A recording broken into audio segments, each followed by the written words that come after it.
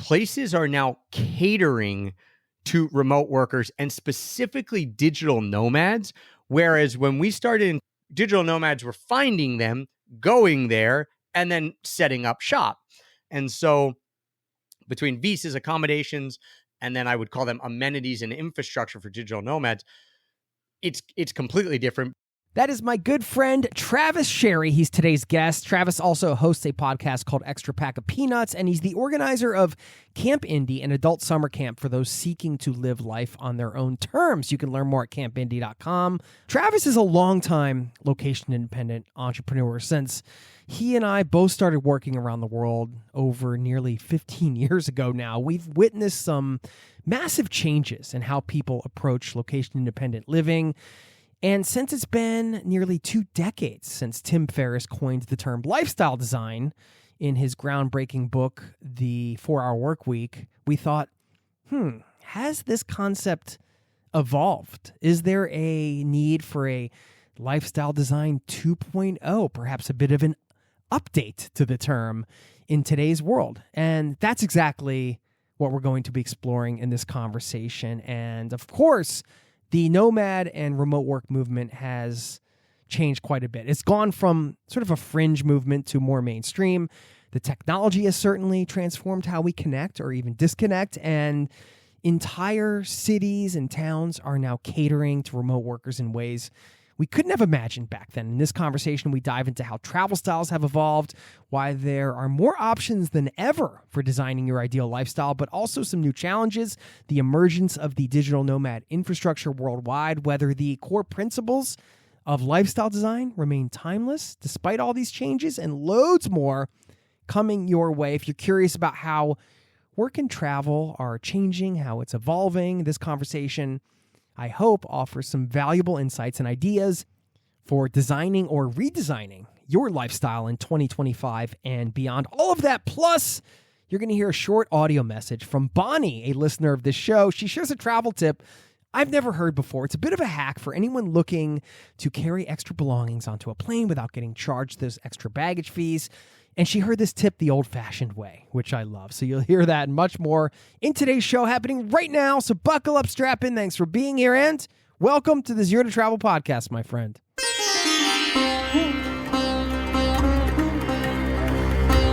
You're listening to the Zero to Travel podcast, where we explore exciting travel-based work, lifestyle, and business opportunities, helping you to achieve your wildest travel dreams. And now your host, world wanderer and travel junkie, Jason Moore. Hey, it's Jason here with ZeroToTravel.com. Welcome to the show, my friend. Thank you for being here. Thank you for letting me bring a little travel into your ears today. This is the show to help you travel the world on your terms. Of course, that idea, on your terms, at the heart of lifestyle design, putting an intention into the way you live your daily life. It's a big topic, and we thought since this term was coined way back in 2007 by Tim Ferriss, might be a good time to revisit it and hopefully give you some food for thought coming out of this conversation. Before we dive in, a quick reminder, we have a newsletter over at zerototravel.com/newsletter. It is free to sign up. You can get all the latest news there. And don't forget to stick around on the back end for that listener travel tip. I got this voicemail and I got really excited because I had not heard this tip before. So enjoy that, and I'll leave you with a quote as well. In the meantime, please enjoy my conversation with Travis Sherry. Thanks for listening, and I will see you on the other side, my friend. Cheers.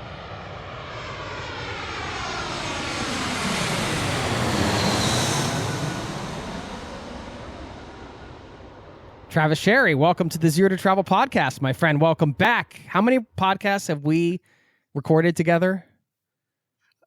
Probably like 300, maybe? Do you have an answer? Because I'll put the over under at 300 is probably a pretty good over under number.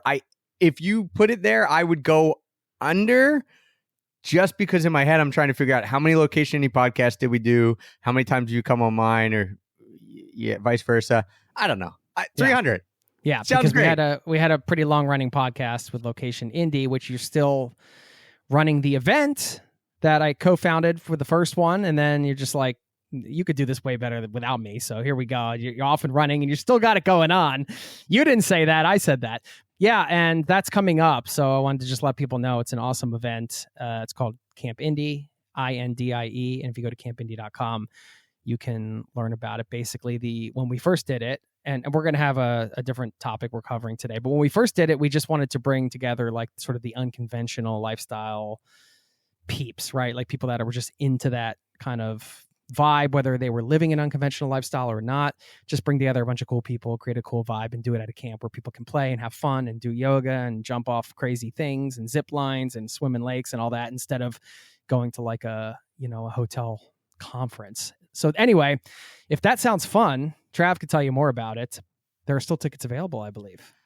Yeah, I mean, it's ultimately there's two types of people. You hear adult summer camp with a conference that you can learn how to lead an unconventional life, and you're like, whoa, yeah, that sounds great. I get to go to an adult summer camp, be a kid again, sign me up. Or you're like, no, not my jam. And I think when you and I first started it, that's what we wanted, right? It kind of self-selects because we didn't want to be like, you can lead an unconventional lifestyle, get out of the 9-to-5, travel more, lead your most authentic life, and come to the Marriott in Orlando and we'll do it in a ballroom. We were like, that doesn't work. No so we offense, all these Marriott Orlando. No offense. I'll come and go to Disney World. But we looked at all these options and, trying to do it at music venues in Philly that you and I liked. And ultimately someone was like, what about an adult summer camp? And when we both heard it, the conversation was over. It was like, that's what we're doing. This is the kind of setting we need. So if it resonates with you, check it out. campindie.com. We'd love to have you. Jay is, he said that I could do it better without him. That is not the truth. The event really, though, speaks for itself. It doesn't have to do with me being the one running it. It really is just 150 to 200 awesome people getting together in an incredible setting, learning stuff, pushing their limits a bit, and having fun. And when you get into that setting with people, it doesn't matter who's running it.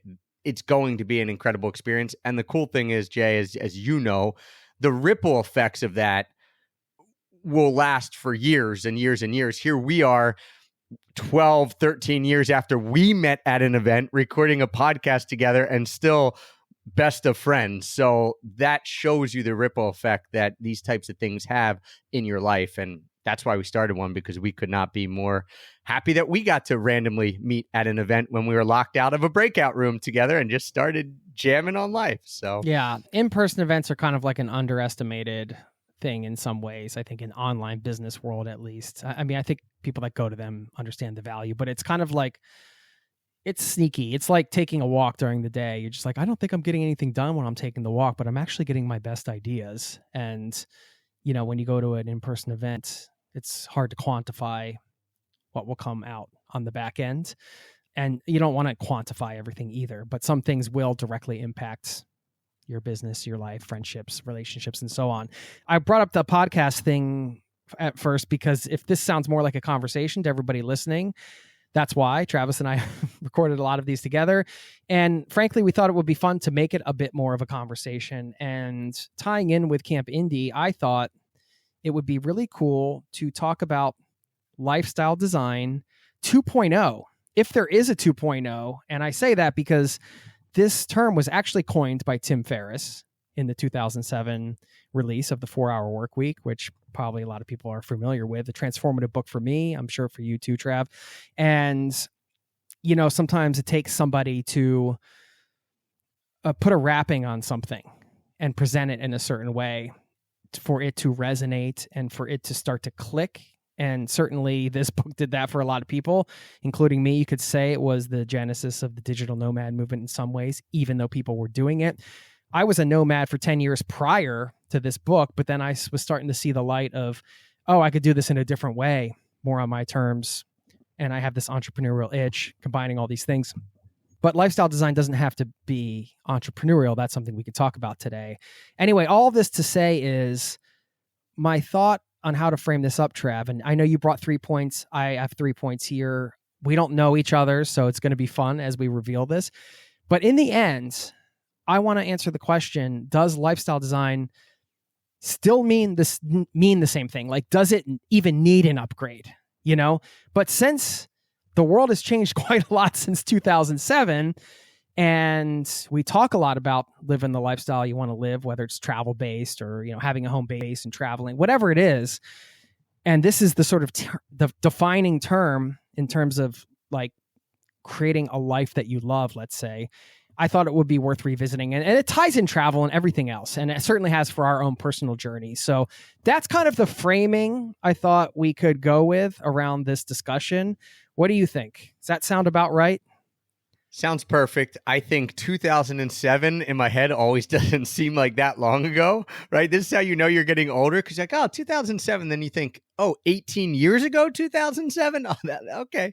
And yeah, I think it's a perfect framing, because you hit the nail on the head when you said sometimes movements or thoughts need a wrapper put around them to then gain traction as a society, but also in your own head. As you mentioned, you had been doing this nomad thing for 10 years prior to Tim Ferriss coming out with a 4-hour work week in 2007. Now, I had not been. So not as a digital nomad, though. Not in the same way. Yeah. Correct. But as soon as you start reading it, you think, whoa, this guy is encapsulating a lot of things that I'm hearing. It's like he's curating a bunch of information or a bunch of things that's happening into one nice package, which was his book, which was transformative to a lot of people. And all of a sudden, when you put a name to something, or at least like a book, and people can read it, it allows for those people who are feeling that way or wanting to live that lifestyle to say, okay, this explains it for me. Remember that, all these things that I've been saying like over the last 10 years, this explains what I'm trying to do or where I want to go, and someone can understand it. And that's why I think his book was so powerful. Not that the ideas were totally new, but that for people who were trying to live that lifestyle, now they had something they could share.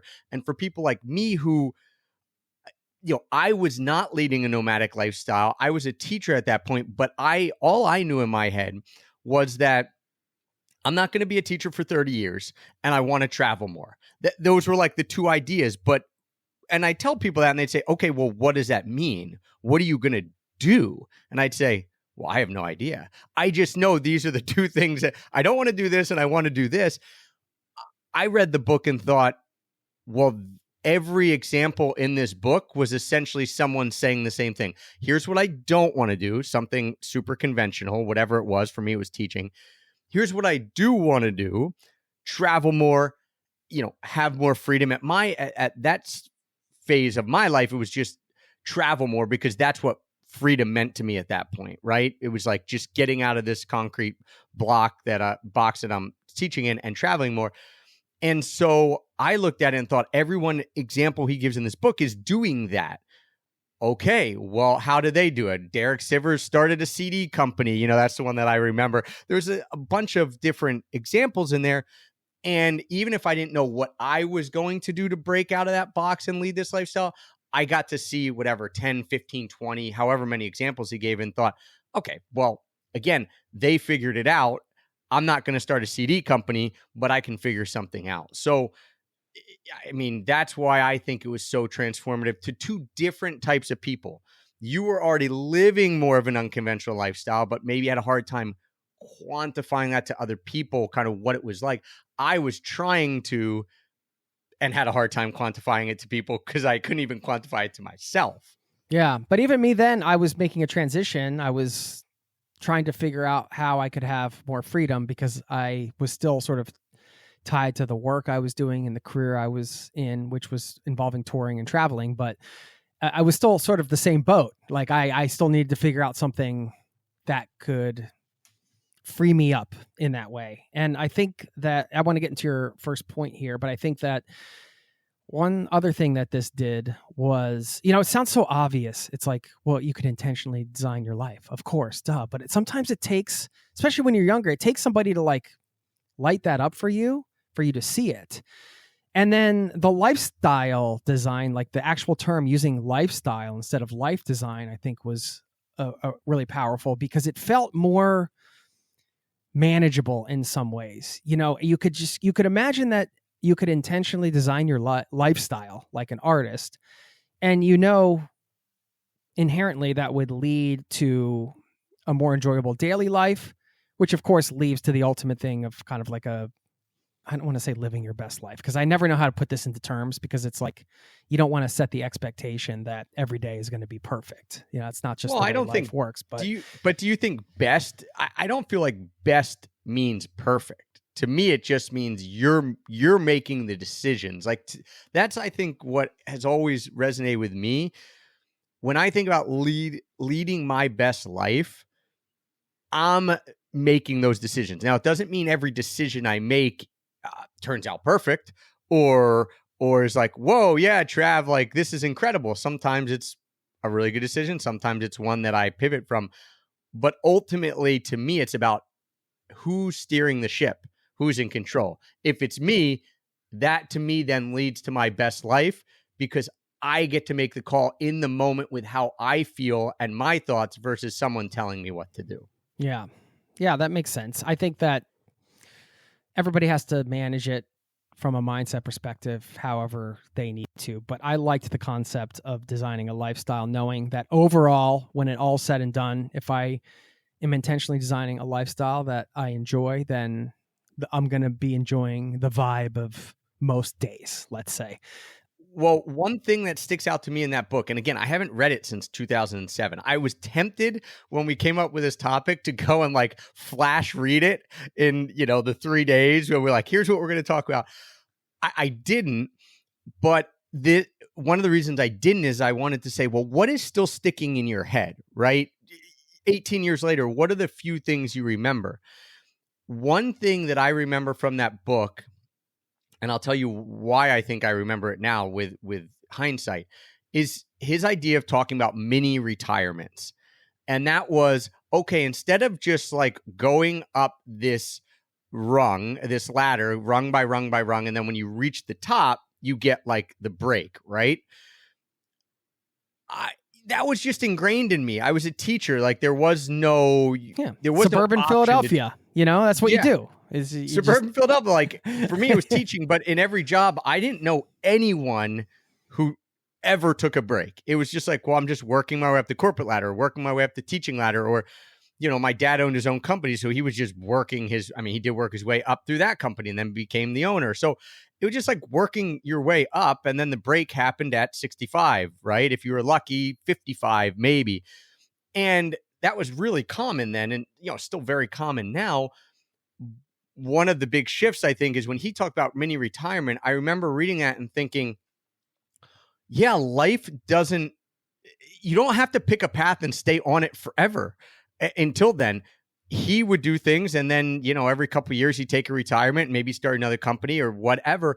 And at that point, what that did to me was allow me to realize that my decisions were not permanent.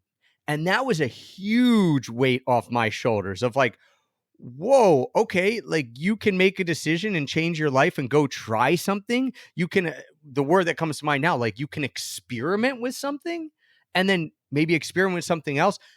That was maybe the biggest mindset shift of the whole book was you're not locked into something like all these other people who are leading these conventional lives. Go try something, see if it works. If it does, great. If it doesn't, you've probably figured something out that's pushing you down a path that you didn't know existed if you stayed on the conventional path. And that was a whoa, aha, oh my gosh.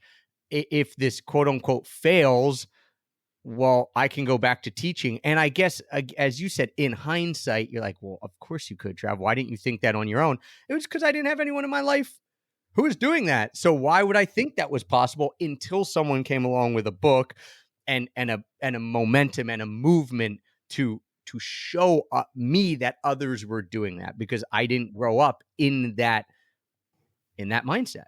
Yeah. Well, that makes total sense to me. I think that this is going to be interesting where we end up here as we get into it, because I can already feel that this term in the modern age, let's call it like the 2000s, when the internet age feels timeless to the internet age in some ways right now. Like, does it actually need an upgrade? I don't know, because a lot of the concepts feel a bit timeless right now in terms of, you could say, I don't want to say timeless. I'm using air quotes on that because it just came out in 2007. I'm referring to this little tiny chunk of time in the scope of humanity. But I don't think people, in the Industrial Revolution in the 1900s were thinking about this kind of thing unless you were, part of the 0.0001%. It just wasn't that way. But now there's more opportunity than ever, I think. The internet, in some ways, we all know bad, good, and all that, but it's leveled the playing field in terms of the tools that are available and how quickly you can get things up and running. And, you don't need a physical shop and all these things. Let's get into the bullet points, because I think I'm sure the conversation will meander from there. But what do you have first? What's your first kind of thought on this? Yeah, I think, not to bury the lead, I think that it does need an upgrade, but in the way that books come out and have second and third and fourth editions, that's how it needs the upgrade. Meaning the meat of it is still completely relevant and groundbreaking, and yet there's a lot that has changed that allows things to be done differently. And my first point on what's different is that I don't believe now that being a digital nomad and this lifestyle design and leaning into lifestyle design is the new frontier anymore. I think that it has become commonplace enough that it's not something that is so groundbreaking and is so cutting edge that if you go and talk to someone, off the street, that they wouldn't understand it. Maybe not everyone understands it, but I think there's been a much more of a mass adoption in the last 18 years that leading this unconventional lifestyle in this way, specifically as like a digital nomad or remote worker who doesn't live in the same place all the time, can bounce around if they want, works online, has the freedom, mostly I would say the location freedom, right? I think has been the biggest shift. There's a lot more people with more location freedom than there was 18 years ago. I think that has entered the world in a way that, again, I hesitate to say that the majority of people understand it, but a much bigger percentage of people understand it, that it doesn't feel like the new frontier. I will caveat that by saying perception is also our reality. Our perception is our reality. So it felt like the new frontier to me because I wasn't doing it then, right? So in 2007, I wasn't doing it. I didn't know anyone who was doing it. So when I read that book, I thought, all of this is new. This is blowing my mind. Well, I think that's why it was popular, because everybody felt the same way, Yeah, right. And I think you're right there. And so then it gained some traction. But also me as a person starts doing this stuff, starts going to in-person events, meets people like you. We're at the World Domination Summit. There's 1,000 people all there around the tagline, how to lead an unconventional life in a conventional world. So if you're going to meet the people who are doing it, you go to an event like that that's geared that way and you meet them. And all of a sudden, I now have an ecosystem of 50 friends that are doing it, whereas before I had 0. So I'm looking for a Honda Element, as this is a shout out to Jay, as our second car. We need a second car. I'm looking for a Honda Element. Well, now I see Honda Elements driving all over the street because a Honda Element is on my mind. So I understand that my perception is my reality. And also I think because of Tim's book, The 4-Hour Workweek, and just where the world went, that my reality is also based in the real world reality, that this is not the new frontier. There's a ton more information about how to live this lifestyle now. There's a lot more places that you can go that are quote unquote discovered. There's a lot more infrastructure. There's a lot more people doing it. And so I think that getting into this lifestyle now is a lot easier and a lot more of a known quantity. Yeah, well, I mean, you mentioned getting into this lifestyle, but I just want to zoom out for a second and remind you that the lifestyle, not you, but everybody listening and myself, that lifestyle design, what I like about the term is it's applicable in your own individualistic way, right? So like for some people that might mean the lifestyle of traveling around and stuff. For others, it might mean, something completely different. But either way, it involves some mix of time, location, and financial freedom, perhaps. And if that financial freedom might mean different things to different people, it doesn't necessarily have to mean, you have enough money to retire type of thing, which, well, we can get into that. But I agree that this is the main point.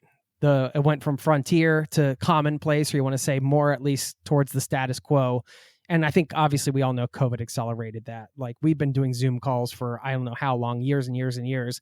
And then people are like, what's this Zoom thing? It's like people had never worked remotely before, and then they were forced to work remotely. And then they're like, oh, this is kind of cool. I don't have to sit in traffic for an hour. I can just do my job here. And I have, that was, I don't want to say it was like a better lifestyle in the sense that, we were under a pandemic, but just that idea that they could take a break and go for a walk or whatever in the middle of the day, and starting to get the idea of what that freedom felt like.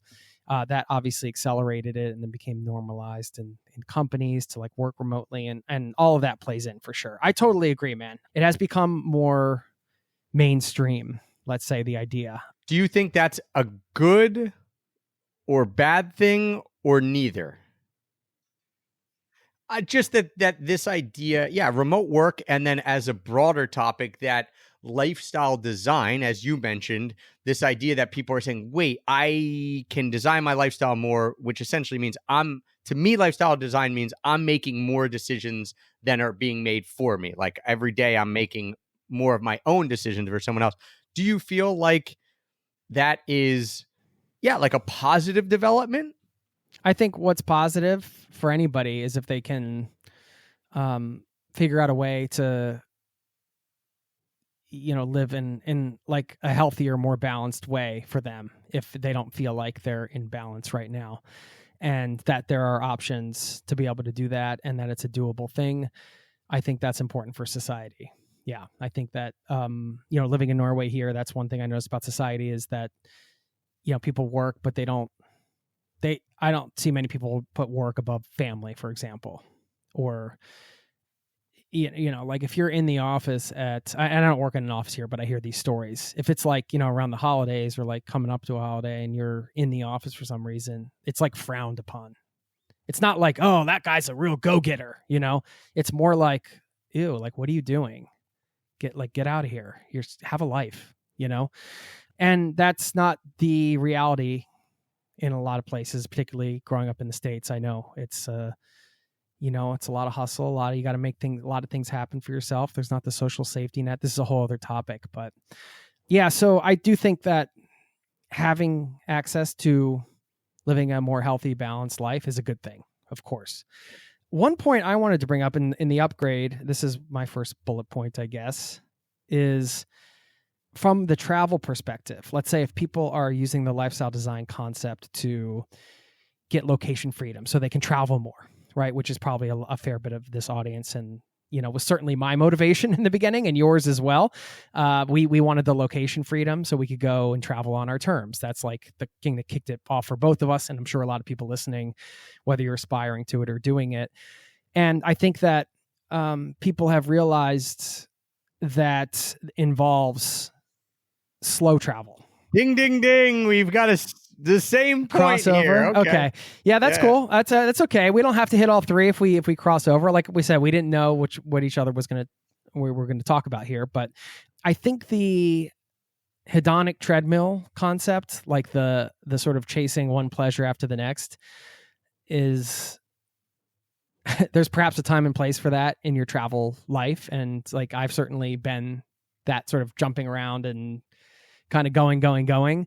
But the reality of trying to, if you are somebody who's earning a living while you're traveling, whether you're working for a company or yourself, it's not sustainable to kind of do it in that way. You have to slow down. And that means people are basing in particular places longer. And, that has its own set of, pros and cons for the individual and also for the community. But I do think that people now, I think in Tim's book, it was some of the vibe was hacking, let's use geo arbitrage to live cheaper. And it wasn't necessarily super sensitive to how it would impact the local communities. I haven't read it in a long time either, so maybe he did talk about some of that stuff, and I'm not throwing Tim Ferriss under the bus, believe me. But I just think as a whole, this movement has gotten more sensitive to some topics like that, I think. So as people have slowed down, as they've realized that, hey, all of us coming in and living in this place, this has like an impact. What does that mean? Is there a way that we can balance this better? The communities are trying to figure it out. The travelers perhaps are trying to figure it out to an extent, and everybody's more conscious of that. So I think that the necessitation of slow travel has changed a lot of the sort of landscape of lifestyle design, I guess. Yeah, I would say that the point that I had in my notes was that slower travel still wins out. Like that's one of the things that is the same. And I don't think will change, that if you are trying to build this sustainable lifestyle design, and that's around travel. And as you mentioned, especially if you're working, and especially if you're working and have kids or even a partner who's working, where when you get to a place, it's going to take time to integrate into that place and really just find your footing, that slow travel still wins out and still is, you use the word hack. It's like still the number one hack or the number one suggestion I would give anyone who says, yeah, I'm going to go and do this. Like I used to live in this place, but I'm going to go off for a long extended period of time or an indefinite period of time. I'm thinking of our friend Caitlin, right? Specifically in the last year and a half, where she said, I'm taking my stuff on the road. I'm going indefinitely. I'm going to be traveling. I'm going to be a full-time digital nomad. The number one tip I gave her, or I would give anyone, is slow it down more than you think. And this is harder to do than it is to say, but it's learned through experience. When I started out, we were bumping around a lot, and that was great for the travel side, really bad for the business side. And, we were basically nomadic for a 2-year stretch, like fully nomadic. And I would say a third of the way in, maybe a half of the way in, we realized we have to slow down our travel some, or this is just, we're not doing either a good service, right? The travel doesn't seem that fun because we don't feel like we're getting to explore enough. And the business is suffering because, oh my gosh, I'm sitting here in Bali and I don't want to write this blog post, but I'm typing it up, but I haven't even got to explore those rice fields over there. And you're constantly feel like there's this tension. That tension doesn't totally go away, but it certainly lessens a lot when you slow travel because you have more time to do both of those things. So I think that is not something that I ever see changing, because it's just something that makes it more sustainable, easy, and less pressure on you to have to try to cram it all in. Yeah, it's interesting the way you pointed that out, like the example of writing and trying to get pulled and trying to figure out the push-pull of like not serving the travel part and not serving the business part. That's can be a tricky balance. That's cool that we crossed over on slow travel. I like that. Great minds think alike. Can I go to my go to your next point here? Well, I've been thinking about this a lot, given my new project and things like that. And I think that in the beginning of the lifestyle design, and you could say the beginning of the digital nomad movement, location independence, and all of this stuff, which again, we were getting into this in like 2010, 2012. Maybe it doesn't feel as fresh now, which is why we're having this conversation, because it's like, should this be freshened up? And I think this is an example of a change that has taken place. We mentioned a change of travel, going down to more slow, more based in one location. I think that the mindset in the beginning was like, wow, we have like 24/7 connectivity. This is a revolution. This is like empowering the whole movement to happen. We have the internet. We can connect anywhere. We can connect anytime. This is awesome. And I remember being in Brazil, actually on the trip when I met my wife for the first time in 2008. And I was there with my buddy, and he works for like a major financial company, let's just say a major consulting firm. And I remember him like we were sharing a hostel like private room, and I remember him being on his BlackBerry a lot. And even though I had read Tim Ferriss's book and it was so weird to me, Trav. Like I didn't understand what he was doing. Like it did not compute at all. I'm like, why? I don't understand. Like, why are you doing anything right now? Like this is, and granted, we were just on like a couple week trip on that trip for the Brazil. So it probably, I was justified, but I was just like, why, what, like, I just didn't understand it. It didn't make any sense. Like, why would you be working at all? We're traveling. We're going to rent a bike today and like ride to some town 20 kilometers away. And we don't know what's going to happen. This is what this is like the travel experience. This is what we're doing. We're going out on adventures, like we don't know what's going to happen. Why are you sitting and staring at the screen? Little did I know that would become my life and the life of many others. And I remember because it was like an inflection point in a way, right? It was like the end of my innocence after that trip in some ways, right? Like that was like such a foreign, weird thing that became like a totally normal thing. And I think that did power the movement. But now I think people realize it's also the thing that's slowly killing your soul.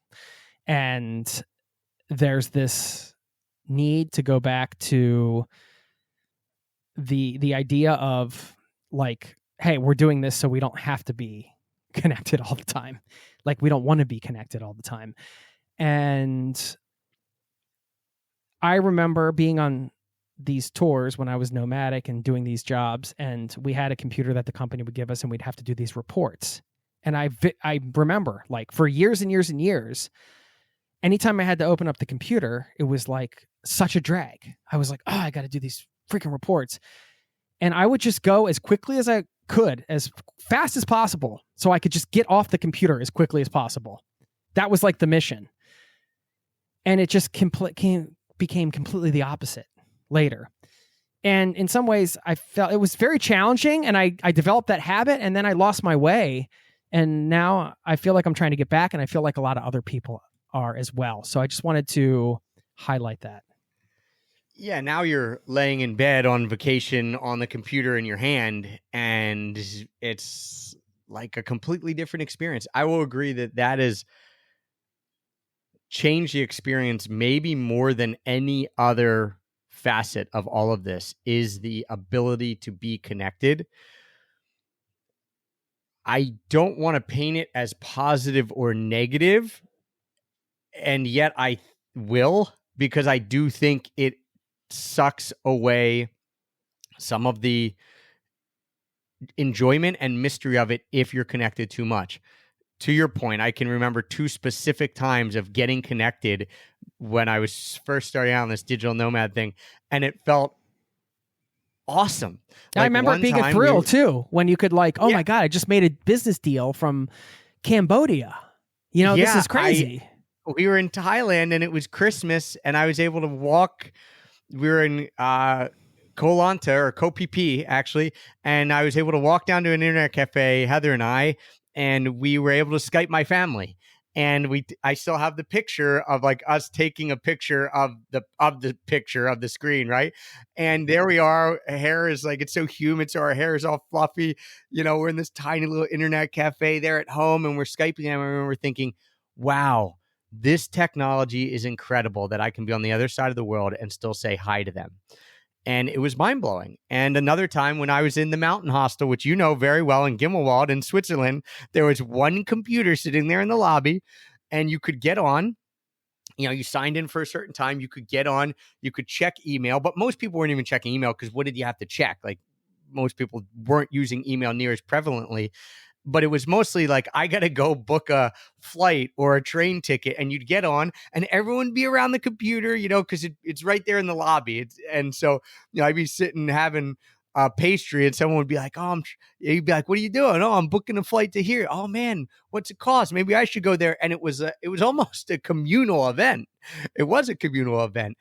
And there was so much novelty and enjoyment. And as you mentioned, just like, appreciation of it. And now, of course, we all have our phones. We're always connected. We all have our own individual computers. And I feel like there is a lot of mystery that if you if you're constantly connected that you're missing out on.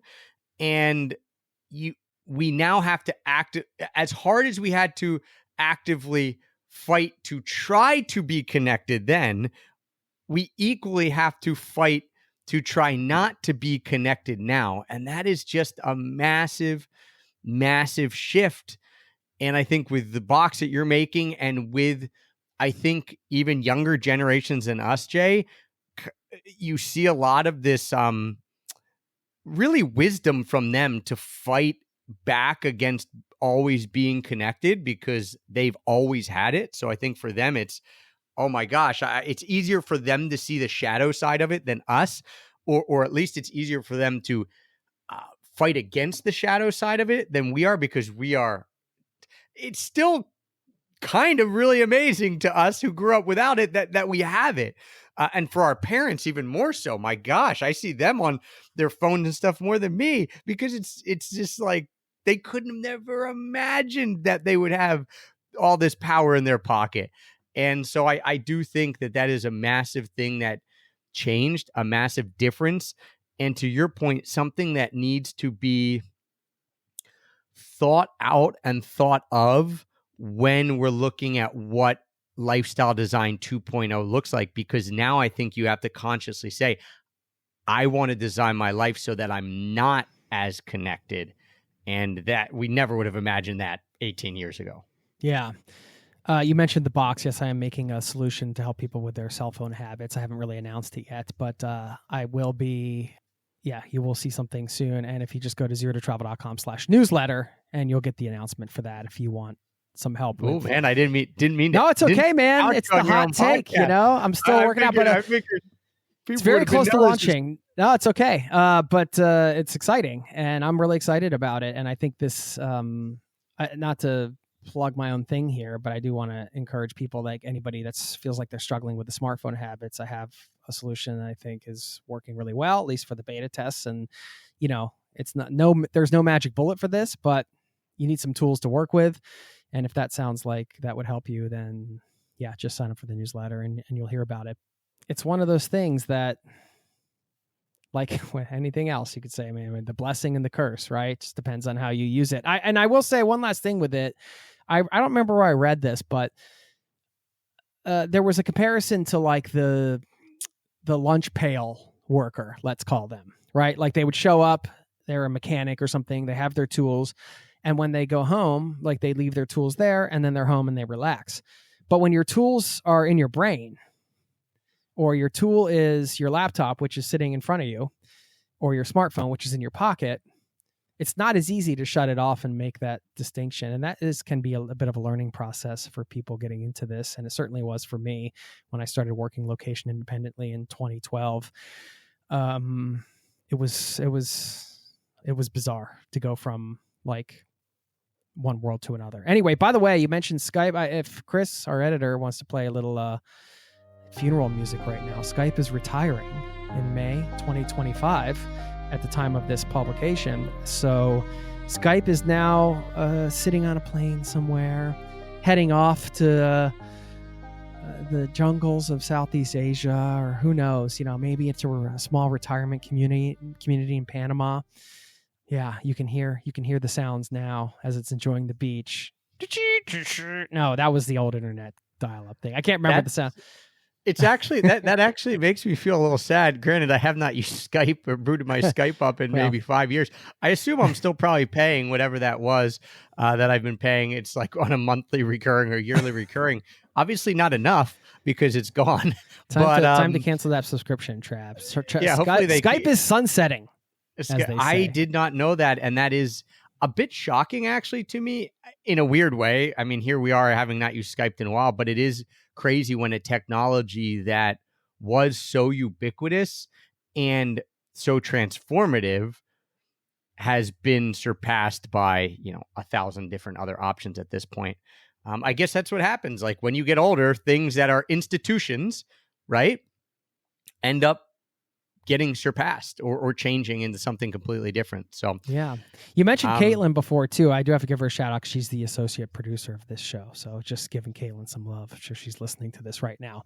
Okay, Caitlin down building cob houses in Costa Rica as she's I know. Talk about leading lifestyle design. She wanted to learn how to build cob houses, and they had a workshop in Costa Rica, and she's down there doing that while working. So, I mean, that would not have been an option had she still been in her job at a hotel in Richmond, Virginia. So, I mean, that's obviously the super positive side, is you can have these types of experiences. Her and I were in Zanzibar together. She was working from probably one of the world's best beach bars, looking at the bluest ocean and the whitest sand. And I was like, I'm not working right now. I'm going for a swim. And then she'd come and join me. And I mean, there's so many positives to this, to being able to design your own life. And as you mentioned, disconnecting is just one of the things that, that just has to be top of mind, because the pendulum has swung so far the other way. One of kind of piggybacking on that, a point that I had here that's a really massive change, is that places are now catering to remote workers, and specifically digital nomads. Whereas when we started in 2007, 2008, 2009, we started thinking about it. And, I became quote unquote a digital nomad, I guess, 2012 when I left Japan. I had a teaching job there. And then August 2012 was the last time I had a job that I needed to be in a location for, right? And so August 2012, I guess, was when I started becoming a digital nomad. And at that point, there were digital nomad hotspots for sure. Okay, hey, digital nomads are congregating in this area. A lot of it was around, as you mentioned, places where you could get a quality of life for quite a bit less, like a really high quality of life for quite a bit less than you might spend in your home country. A lot of digital nomads were Australians, from the US, from Western Europe. So that meant a lot of people were going to Southeast Asia. Chiang Mai was a hot spot then, still is. But so there are pockets of digital nomads in certain places, but those areas were not catering to them. Digital nomads were finding them, going there, and then setting up shop. And I remember specifically, we were in Bali in 2013 in Ubud. And I mean, we were there for a month at least. I did not meet a single other digital nomad. Now, I met travelers and Australians who were like on a 2-year vacation, a travel journey, but I did not meet a single other digital nomad, which is crazy because I have not been back for a while. But our friend Benny from Fluent in 3 Months was just there, and an area called Canggu in Bali.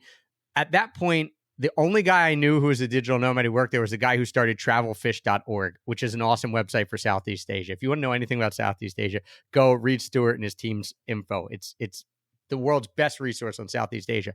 But I had been reading his stuff. I went and met him, and he was living there. So I guess he was a digital nomad, but he was living there with his family. And there was nothing in Canggu. We met at some crazy little restaurant in the rice fields, no one around. And Benny just said to me, he was there last month. He said, I mean, I could have picked 10 to 15 different gyms that were essentially catering to like digital nomads and people who are living here, who are Westerners working here. And they were all expensive. They were more expensive than gyms you'd have in the States, yada, yada, yada. So, I mean, that place has completely changed. And the point that I'm making here is that these areas, both from a top-down level, meaning the government saying we're going to have digital nomad visas, we're going to like work to be able to allow you to stay here longer than 3 months through these visas. And then it filters down to the people living there now catering to them. There's coffee shops and gyms and things that are basically built not for the local population, but built for this subset of people, digital nomads who are coming and either traveling through for a month or two at a time or setting up shop and living there longer term. There's way more accommodation options. And so between visas, accommodations, and then I would call them amenities and infrastructure for digital nomads, it's completely different because they're catering to them versus the digital nomad coming and figuring it out. And again, I see this as both there are positive sides and negative sides to it, Jay. The positive is that if you're a digital nomad, well, it's going to be a lot easier for you, and there's going to be a lot more people there and a lot more creature comforts that you would want to have at home, and that's not a bad thing. The more negative side is that you can now lead a much more insulated lifestyle amongst the local population unless you make an effort, just like we talked about with being disconnected from the internet, unless you make an effort to kind of disconnect out of those digital nomad bubbles that have popped up. Yeah, I love it. I'm glad you brought this up because this is something I was going to actually close this out with, this idea, but you articulated it much better than I could. Basically, massive systemic change, right? You're talking about infrastructure, like you said, visas. You can say co-living, an example of like a whole industry that's popped up, a co-living space as opposed to a hostel or a hotel place that, you know, caters to somebody that needs a good Wi-Fi connection that's working, connecting with other people that are working on the road, things like that. I mean, on and on and on. And that's been a huge change. And to your point, I think that is where the design part of lifestyle design comes in, right? Like you could end up or intentionally go to these hubs, let's use Chiang Mai as an example, and you could just be with other travelers all the time. But this has always been the case with travel, right? Like you could go to a hostel and you could just be with other travelers all the time and, you know, stay in that bubble of like, here's where the backpackers go, here's where everybody hangs out. And yes, you're in the place, but you're with travelers all the time and you have to make the effort to break out of the bubble. So, and maybe in that way, things haven't changed as much. It's just a different type of bubble. Yeah, and I think travelers are just spending inherently less time in those areas. So if you're traveling, you might be there 3 or 4 days. So you come into the hostel, you spend 3 or 4 days Yes. with that bubble. You're not living there for 3 months. Yeah. And then but when you're living there or you're there for 3 months or a year, you're in the bubble longer, right? You're just spending more time in the bubble than a traveler would, I would say. But it's understandable too, because you also have, again, this isn't poo-pooing anybody in the bubble. I can understand, I can imagine, like you mentioned, we met at an event, how thrilled you were to get around like all these other people doing, you know, trying to do these crazy unconventional things at the time. And that's what you do. If you go to a bubble and you're trying to build something and you got like all these other people building stuff around you and they get like that, and then the balance and the you know, the goods, the bads, all the stuff, and you're doing it together and you're like part of this community. The community thing is huge and something that didn't really exist like in the same way when we started. And so that can be it's a huge change, and it's a great foundation for people that want to get into this, because it's not really, you know, you can show up to a place and have all these people kind of like maybe not doing the same exact business or working for the same exact company as you, but kind of living the same lifestyle. And so you're having that support that's built in. But when it comes to the design part, it's also perhaps, if it's important to you to also connect with the place in a different way and get out of those bubbles, then you just have to be intentional about it. That's all. I mean, I wish that we had this when you and I were first starting. I mean, that would be incredible. That's why we created it, because, you know, right, the event and everything, because like we didn't know where everybody was, you know, like. Yeah, I mean, that's why ultimately, again, not trying to paint everything as positive or negative, but if I look at this development, that there's just more catering to digital nomads, both from a visa perspective, you know, a top-down perspective, I see this much more as a positive than a negative. And the reason is, one, I wish I had it when I started, because you're going to be able to build your tribe and your group much quicker, and you're going to be able to do it in a lot more places. Back then, it was, you could go to Chiang Mai.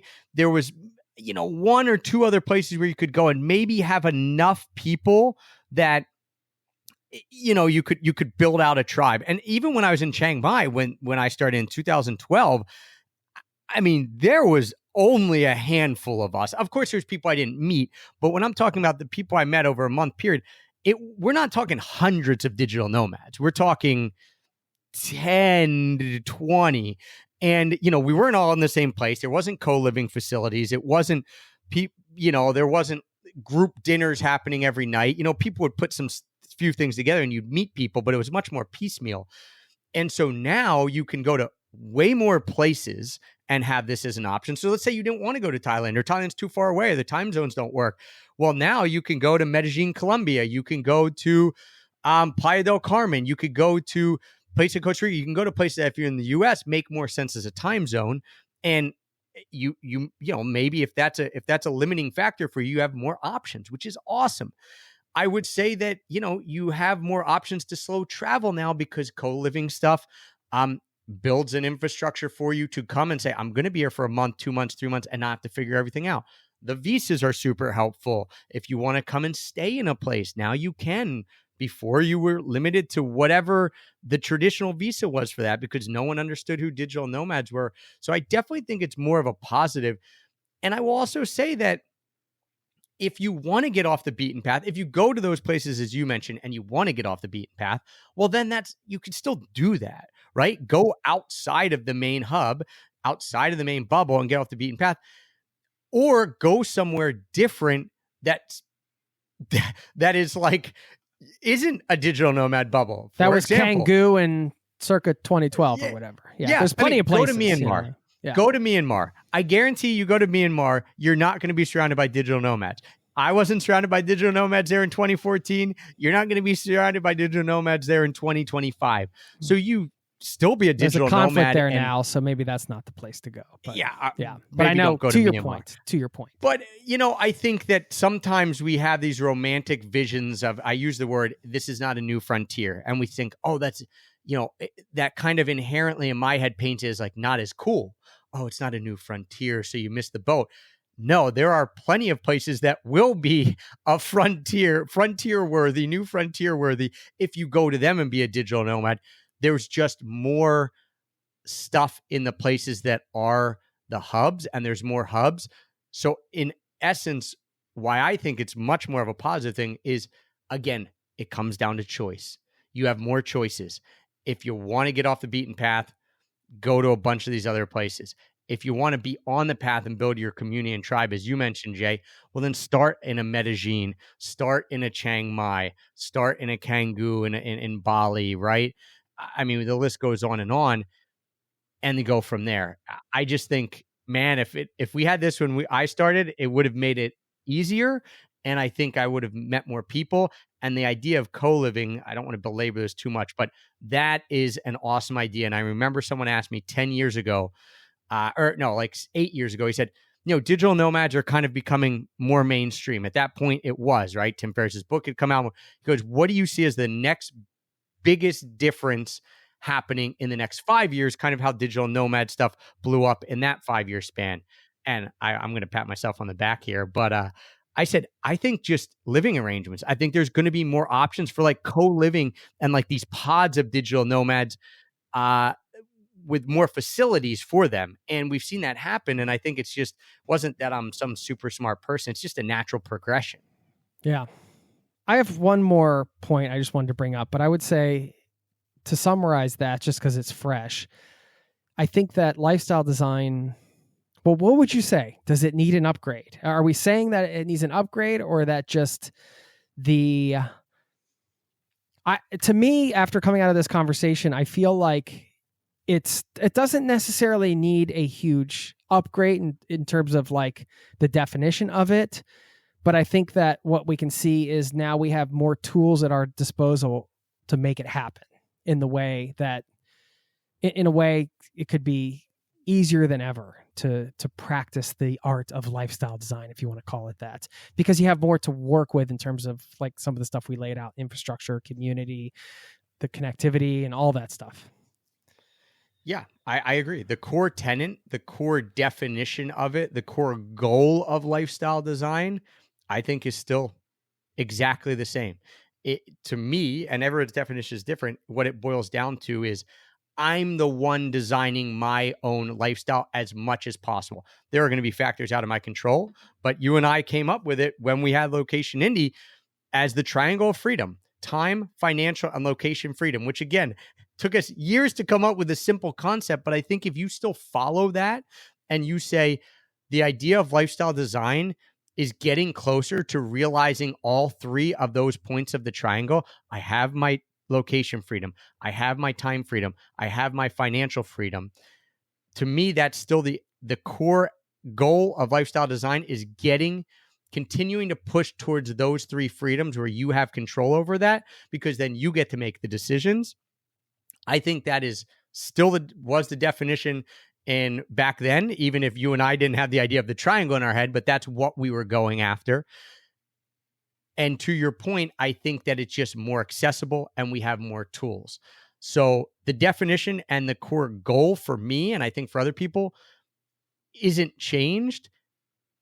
The way we get there has changed. And again, as I would say, I think it's changed in a positive way because it allows more people the option to do this. It's becoming more and more accessible. And I think more people are doing it. And therefore, more people feel like they can do it because they're seeing these examples of people like you and I doing it, who in 2007 weren't doing it. Cool. And that's how a movement happens and momentum happens. And I do think, going back to what we said earlier, is the doing it in a conscious way also, I think is going to be important for the whole ecosystem. Doing it in like making the considerations in terms of like how travelers might impact the local economy in these hubs, for example, or, all of those considerations I think are important. I'm going to bring it back before we part ways to the OG, because we started with Tim Ferriss, who coined this term in 2007. And one thing that I don't think has changed, despite any technology and all of that stuff, a ton of it's changed, of course, and how you use it, but core business principles and core like relationships, sales skills, these things, like if you're running your own thing, or like if you have to sell yourself, working remotely to a company, trying to figure out different ways you can stand out so you get hired, all of these things. I feel like there are different tools at your disposal to perhaps do that, but those core principles are still there, I think. And Tim has a great post on his tim.blog, and it's /lifestyle-costing. And he goes into the idea of ideal lifestyle costing. It's less than you think. And he talks about the financial part and how you can come to a TMI, which is like a target monthly income, and a TDI, a target daily income, based on your goals. So he says, like, what is your ideal lifestyle in exact detail, and how much does it cost per month? So like breaking it down, he has like this expense calculator and all this stuff. Like a framework like this, and we'll link to it, that still works. It's still like he's reverse engineering like what you need to live that lifestyle. And I think it's a good place to start, because when it comes down to it, it's going to be a money question, right? Like, what kind of lifestyle do I want to live? How can I get that lifestyle? How can I make it achievable? Well, let's break this down financially and figure this out. And that's what this post helps you do. So I think that was worth kind of mentioning, just because there are some core tenets that stand. And you never know what the end game is going to be, but you can think about that if you're starting something new. Just as a last point I wanted to make, it's like, nothing lasts forever in a way. Like, there are very few businesses, if you start one, that become like institutions, to use your word earlier. Like, there are only so many, like IBM's Skype's gone, man. Skype's gone. I mean, if that doesn't prove it to you, right? R.I.P. Yeah. So, not that you have to think about all that stuff right in the beginning, but it might be something to consider. And I mean, that's all I got. I guess that is the Lifestyle Design 2.0 conversation. And that's what we're living. We didn't necessarily upgrade it with our mind-blowing concepts, but through the discussion, I feel like if there is a 2.0 of what it looks like as opposed to what it looked like in 2007, I think we hopefully did a good job of highlighting some of those big differences and what they might mean to you, the listener. Yeah, I think the other way, to your point of lifestyle costing, that hasn't changed, because when you said costing, I actually didn't go the financial route first. I went and thought, what's it going to cost someone if they decide to go and try a different lifestyle, right? And let's just use the most basic example. If you're in a regular 9-to-5, you have a house, this and that, and you say, I want to travel indefinitely. What's it going to cost you? there is a financial cost. You're right. I went kind of the other way of, well, what else is it going to cost you? You're going to miss people's weddings and birthdays and things like that when you're away. You're going to, there's going to inevitably be some things that are hard about this lifestyle, just as there would be if you stayed home too. So that's okay. But there are costs there that are not just financial costs.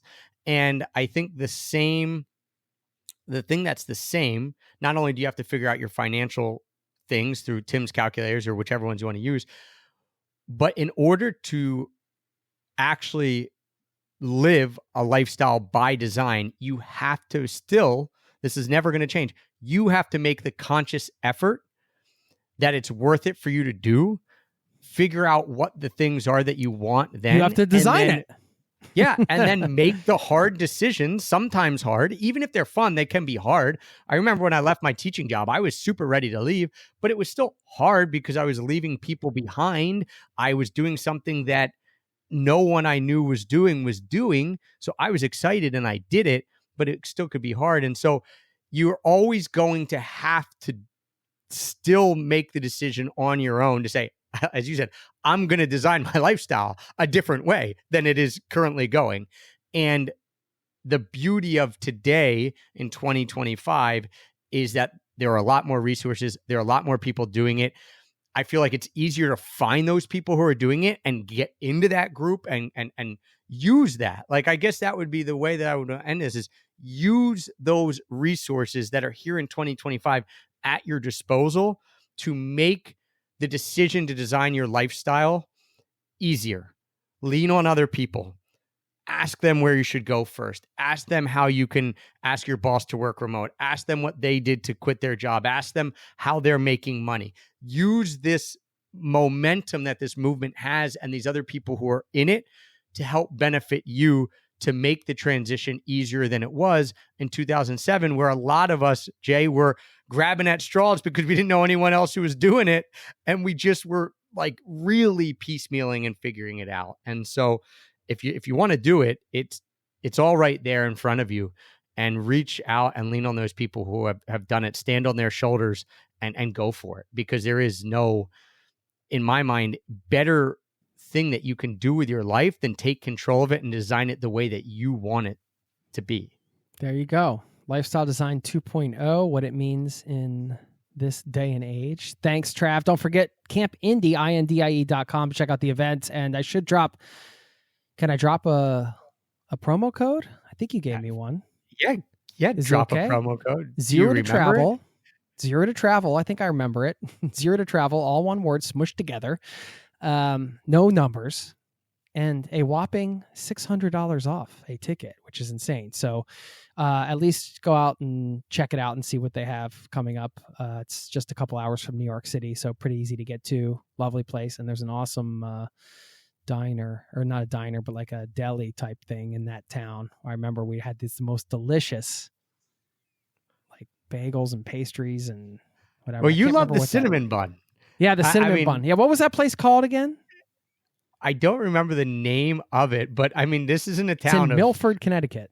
Kent, Connecticut. Kent, Connecticut. That's right. Kent, Connecticut. Yeah, it's the one cafe in town. Yeah, and if you walk in and there's a big display case of pastries, get, in Jason's words, the orgasmic cinnamon bun. Did I say that? Okay. You said, yeah, that's what you that said. Sounds about right. I'll try to ship some to Norway this year since you won't be able to come. But yeah, if you guys are coming to Camp Indie, the whole genesis of Camp Indie is for people who want to design their lifestyle, right? It's around lifestyle design, and you'll have 150 to 200 other people designing their own version of their best ideal lifestyle, and you'll be able to learn from them, connect with them, become friends with them, play with them, eat orgasmic cinnamon buns with them. It really is a true treat to run an event like that. And Jay, I just want to thank you for helping me get it off the ground, for us jointly getting off the ground. We started in 2018, started planning it in 2018, and here we are 7 years later, running our fourth one. Would never have happened without you, man. So appreciate you, and appreciate anyone who comes from the Zero to Travel community. Of course, you're welcome with open arms, because if you're listening to Jay's podcast, you're one of us for sure. Yeah. Well, thanks for coming on, man. Always a pleasure. We should do it more often. Hit me up with some more topics. Why don't you guys hit us up for topics if you want to hear anything specific? We'd love to get on the mics with each other. Thanks again, Trav. See ya. Cheers.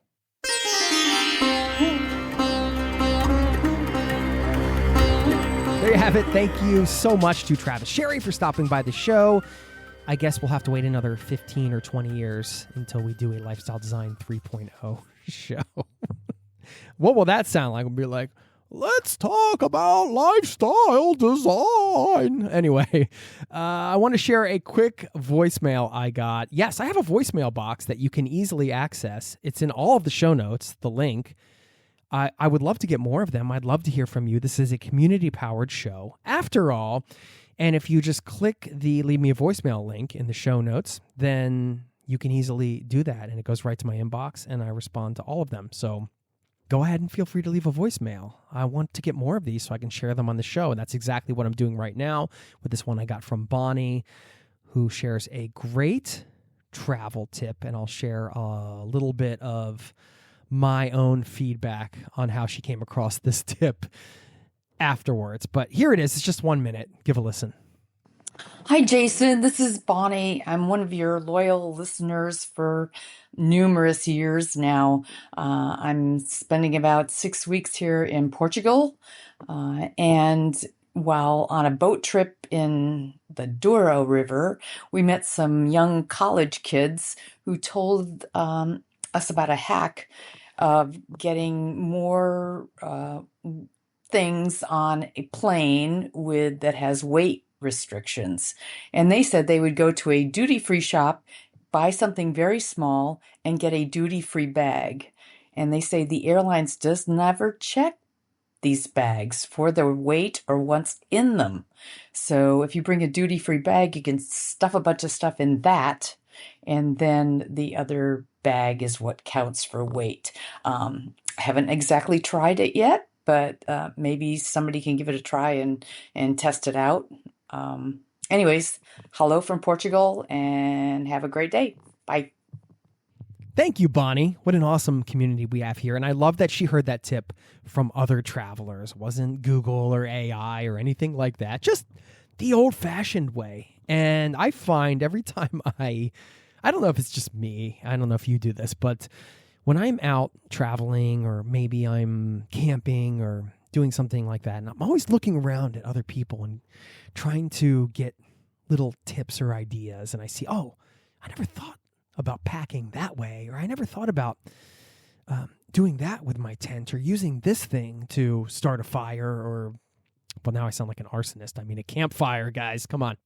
You know, just like little things that you catch on, you're just like, oh, that's smart. That's a good idea. I'm going to incorporate that. And those are still where I think some of the best little tweaks, let's call them, you do to your packing, or, you know, some of the practical side of travel. That's where I get some of my best ones. So anyway, other travelers, always such a great resource. And that's you too. I mentioned right before I shared this clip, I would love to source more of these and play them like this on the show. So if you have travel tips you want to share that you think would be helpful for the community, send them my way. Leave them in a voicemail, and I can put them on future shows. And don't forget, lastly, we have a newsletter over at zerototravel.com/newsletter. I don't know if it's, you know, weekly updates, some musings, some helpful links, some fun travel lists and things like that. And it's free to sign up. So sign up over there. I'm going to let you go now with a quote from Daniel Day-Lewis, the actor, who said, at some point in your life, if you're lucky, you get to design the way in which things evolve. I'll leave you with one more from Oprah Winfrey, who said, the whole point of being alive is to evolve into the complete person you were intended to be. Thank you for listening, and I'll see you next time. Peace and love to you and yours. Cheers. This podcast has been brought to you by zerototravel.com. Ideas and advice to make your travel dreams a reality.